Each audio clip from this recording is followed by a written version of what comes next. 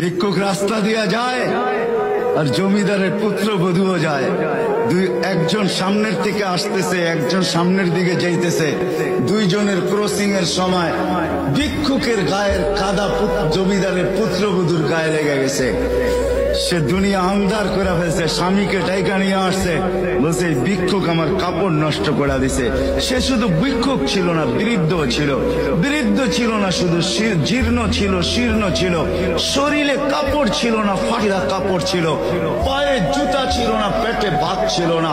জমিদারের পুত্র সইতে পারে নাই, যৌবনী শক্তি সয়তো সয় কি কইরা তার স্ত্রীর গায়ে ভিক্ষুকের কাদা, বস সমগ্র শক্তিকে হাতে একত্র করা বৃদ্ধের গালে বসায়।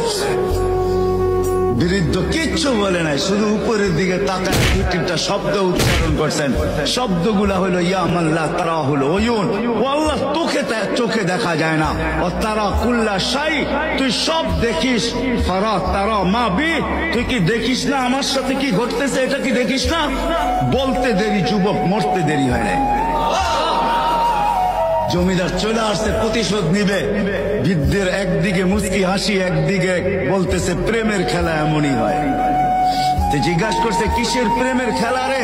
বলছে ওর প্রেমিকার গায়ে আমার কাদা লাগছে, পায়ের কাদা লাগছে, ও সইতে পারে নাই, যৌবনী শক্তি দিয়ে আমার বৃদ্ধ গালে বসায় দিছে। আমাকেও একজন ভালোবাসে, সেও সইতে পারে না, সেও সইতে পারে না। ও তো থাপ্পড় দিয়া খেলতো, সে জান নিয়ে নিছে।